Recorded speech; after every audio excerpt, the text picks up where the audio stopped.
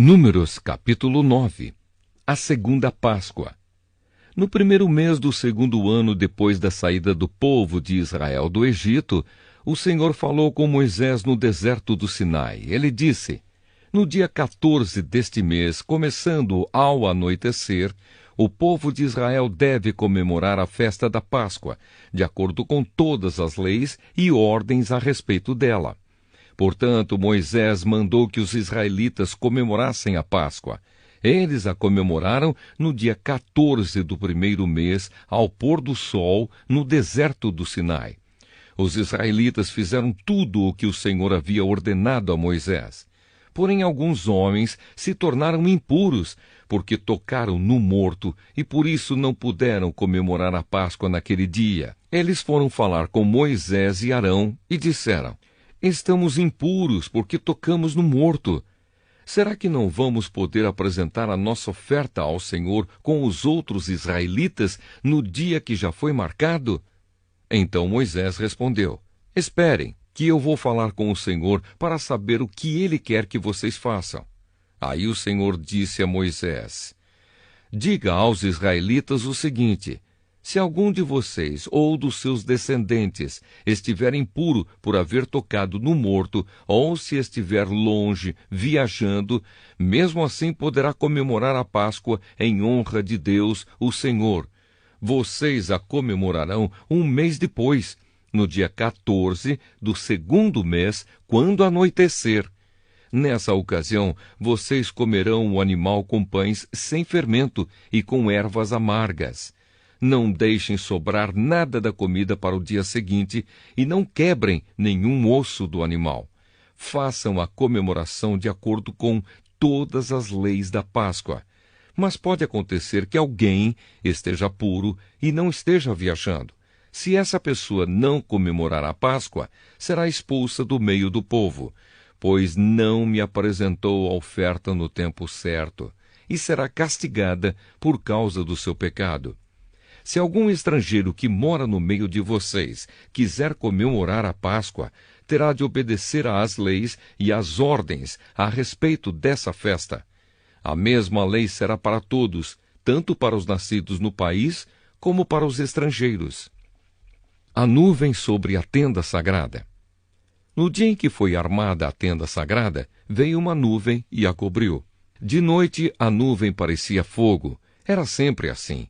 De dia a nuvem cobria a tenda, e de noite parecia fogo. Quando a nuvem se levantava de cima da tenda, os israelitas começavam a caminhar. No lugar onde a nuvem parava, aí eles acampavam. Eles começavam a caminhar ou acampavam de acordo com a ordem de Deus, o Senhor, e ficavam acampados ali durante o tempo em que a nuvem estava parada sobre a tenda. Quando ela ficava muito tempo sobre a tenda, os israelitas obedeciam à ordem do Senhor e não saíam dali. Às vezes, a nuvem ficava poucos dias sobre a tenda. Assim, conforme a ordem do Senhor, eles continuavam acampados ou começavam a caminhar. Às vezes, a nuvem ficava parada somente desde a tarde até a manhã do dia seguinte. Quando ela se levantava de manhã, eles começavam a caminhar. Sempre que a nuvem se levantava, fosse de dia ou fosse de noite, os israelitas começavam a caminhar. Mas se ela ficava sobre a tenda 2 dias, ou um mês, ou mesmo um ano, enquanto estivesse parada, os israelitas continuavam acampados e não começavam a caminhar. Porém, quando ela se levantava, eles partiam. De acordo com a ordem do Senhor, eles acampavam ou começavam a caminhar. Os israelitas faziam isso obedecendo ao que o Senhor ordenava por meio de Moisés. Números capítulo 10. As trombetas de prata. O Senhor Deus disse a Moisés o seguinte: faça 2 trombetas de prata batida. Com elas você chamará o povo para se reunir e dará o sinal de partida do acampamento. Quando forem tocadas as 2 trombetas, todo o povo se reunirá com você na entrada da tenda sagrada. Porém, quando uma só for tocada, apenas os chefes dos grupos de famílias se reunirão com você. Quando tocarem sons curtos e fortes, as tribos acampadas a leste deverão começar a sair. Quando tocarem pela segunda vez sons curtos e fortes, as tribos que estão ao sul começarão a sair. O sinal para a partida serão toques curtos e fortes, mas para reunir o povo deverão ser dados toques longos. Os encarregados de tocar as trombetas serão os sacerdotes, que são descendentes de Arão. A seguinte lei será obedecida para sempre pelos israelitas. Quando vocês estiverem em guerra no seu próprio país, defendendo-se de um inimigo que os atacou, toquem o sinal para a batalha com essas trombetas. Eu, o Senhor, o Deus de vocês, os ajudarei e os livrarei dos seus inimigos. Também nas ocasiões de alegria, isto é, nas festas da lua nova e nas outras festas religiosas, vocês deverão tocar as trombetas quando apresentarem os sacrifícios que serão completamente queimados e as ofertas de paz. Então eu os ajudarei. Eu sou o Senhor, o Deus de vocês. Os israelitas partem do Sinai. No segundo ano depois que o povo saiu do Egito, no dia 20 do segundo mês, a nuvem se levantou de cima da tenda sagrada. Nesse dia, os israelitas começaram a caminhar, partindo assim do deserto do Sinai, e a nuvem parou no deserto de Parã. Assim, pela primeira vez, eles começaram a caminhar conforme a ordem que o Senhor tinha dado a Moisés.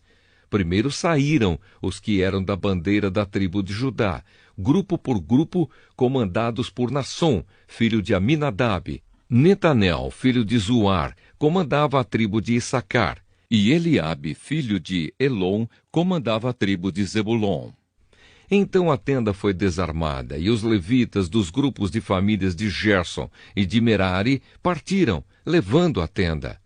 Depois saíram aqueles que eram da bandeira levada pela tribo de Ruben, grupo por grupo, comandados por Elissur, filho de Sedeur. Selumiel, filho de Zurissadai, comandava a tribo de Simeão. Eliasaf, filho de Deuel, comandava a tribo de Gade. Em seguida saíram os levitas do grupo de famílias de Coate, carregando os objetos sagrados. E quando chegaram ao outro acampamento, a tenda já estava armada. Então saíram aqueles que eram da bandeira da tribo de Efraim, grupo por grupo, comandados por Elissama, filho de Amiúde. Gamaliel, filho de Pedassur, comandava a tribo de Manassés, e Abidã, filho de Gideone, comandava a tribo de Benjamim. Depois, atrás de todas as outras tribos, saíram aqueles que eram da bandeira da tribo de Dan, grupo por grupo, comandados por Aiezer, filho de Amissadai.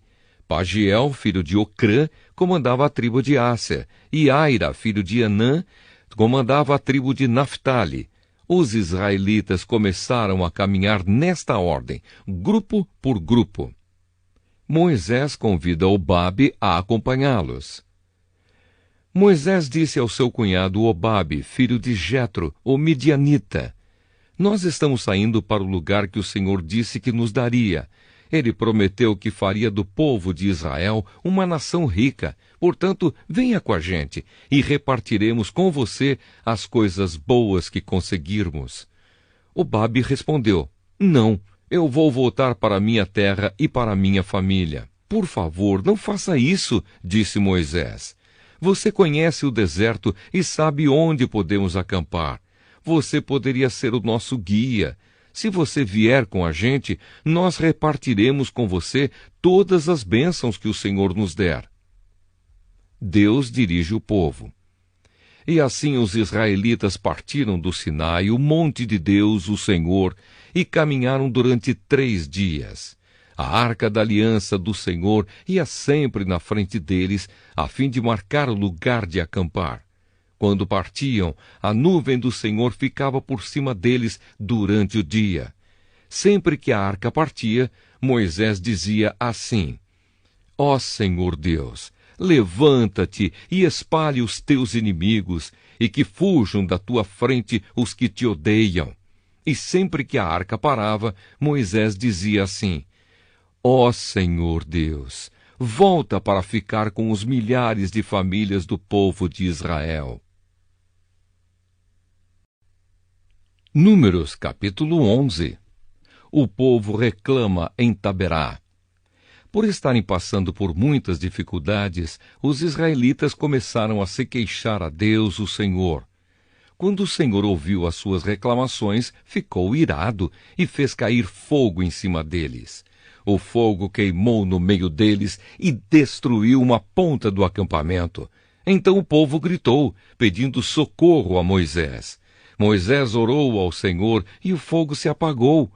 Aí puseram naquele lugar o nome de Taberá, porque ali o fogo do Senhor havia queimado no meio deles. Moisés escolhe 70 ajudantes. Havia estrangeiros viajando com os israelitas. Eles estavam com muita vontade de comer carne, e até mesmo os israelitas começaram a reclamar, dizendo: Ah, se tivéssemos um pouco de carne para comer! No Egito comíamos quanto peixe queríamos e era de graça.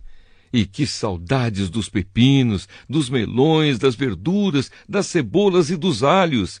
Mas agora acabaram-se as nossas forças, não há mais nada para comer e a única coisa que vemos é esse maná. O maná era parecido com pequenas sementes brancas, meio amareladas.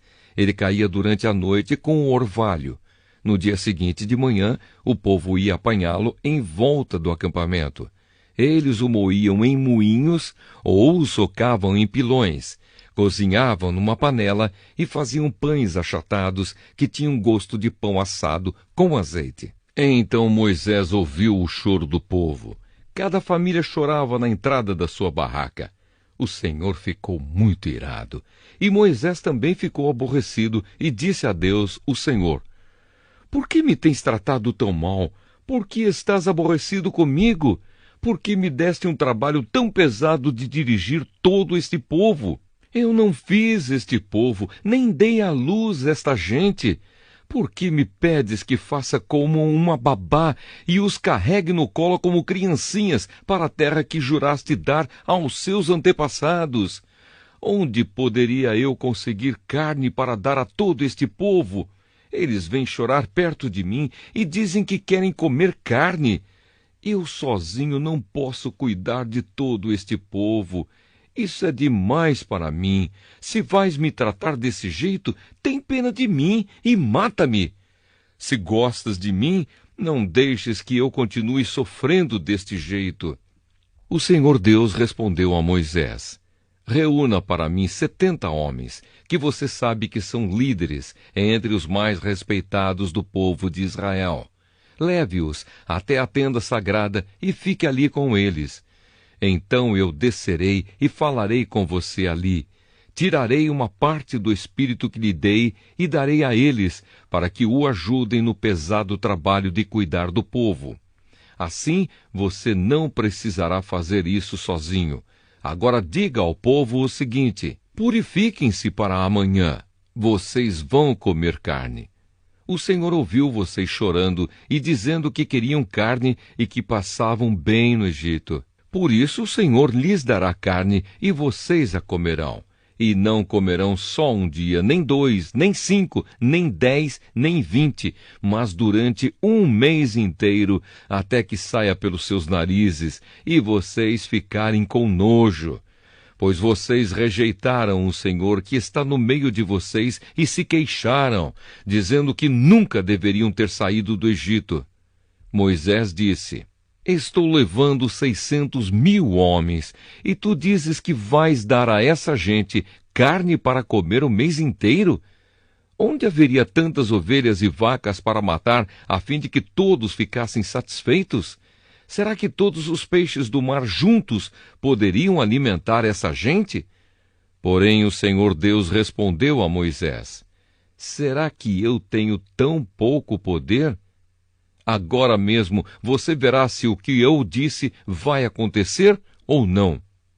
Então Moisés saiu e contou ao povo o que o Senhor tinha dito. Ele reuniu 70 líderes do povo e os pôs ao redor da tenda. Aí o Senhor desceu na nuvem e falou com ele. Deus tirou uma parte do Espírito que tinha dado a Moisés e deu aos 70 líderes. Quando o Espírito veio sobre eles, eles começaram a falar alto como profetas. Porém, isso durou pouco tempo. 2 dos 70 líderes ficaram no acampamento e não foram até a tenda sagrada. Um se chamava Eldade e o outro Medade. O Espírito veio sobre eles e eles também começaram a falar alto como profetas. Então um rapaz foi correndo contar que Eldade e Medade estavam profetizando no acampamento. Aí Josué, filho de Num, que desde a sua mocidade era auxiliar de Moisés, foi logo dizendo: Moisés, meu chefe, não deixe que eles façam isso. Moisés respondeu: Por que você está preocupado com os meus direitos quando eu é que deveria estar? Eu gostaria que o Senhor desse o seu espírito a todo o seu povo e fizesse com que todos fossem profetas. Depois Moisés e os 70 líderes do povo de Israel voltaram para o acampamento. Deus manda codornas.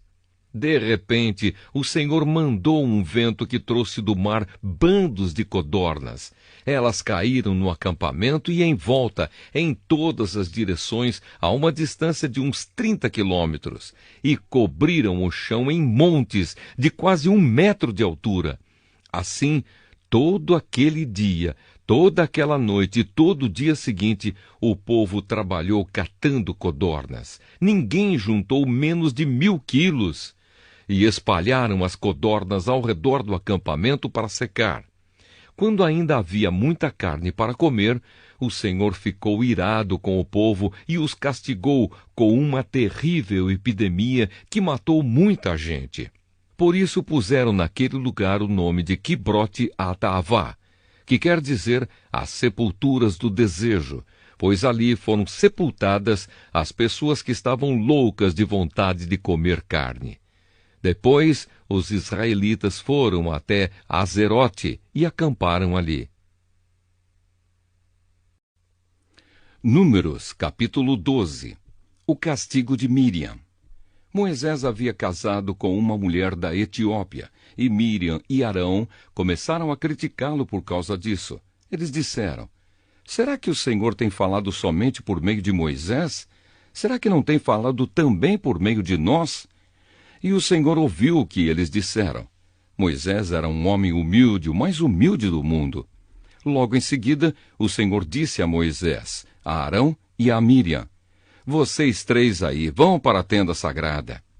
Eles foram, e o Senhor desceu na coluna de nuvem e ficou na entrada da tenda. Depois, chamou Arão e Míriam, e quando eles chegaram, Deus disse: Agora escutem o que vou dizer. Quando há profetas entre vocês, eu apareço a eles em visões e falo com eles em sonhos. Com o meu servo Moisés é diferente, pois eu o coloquei como responsável por todo o meu povo. Pois eu falo com ele face a face, claramente, e não por meio de comparações. Ele até já viu a minha forma. Como é que vocês se atrevem a falar contra o meu servo Moisés? E aí o Senhor Deus foi embora, muito irado com eles. Assim que Deus saiu, a nuvem que estava sobre a tenda desapareceu. No mesmo instante, Míriam foi atacada por uma terrível doença da pele, que ficou branca como a neve. Arão olhou para Míriam e viu que, de fato, ela estava atacada por aquela doença. Aí Arão disse a Moisés: Por favor, chefe, eu lhe peço que não nos faça sofrer o castigo por causa desse pecado que cometemos no momento de loucura. Não deixe que Míriam seja como um aborto que nasce com metade do corpo destruído. Então Moisés orou assim a Deus, o Senhor: Ó Deus, eu te peço que a cures. E o Senhor respondeu a Moisés: Se o pai de Míriam tivesse cuspido no rosto dela, ela teria ficado humilhada durante 7 dias. Então, que ela seja expulsa do acampamento e fique lá fora 7 dias. Depois será trazida de volta. Assim, Miriam ficou 7 dias fora do acampamento, e o povo não partiu dali enquanto ela não foi trazida de novo para o acampamento. Depois disso, o povo saiu de Azerote e acampou no deserto de Parã.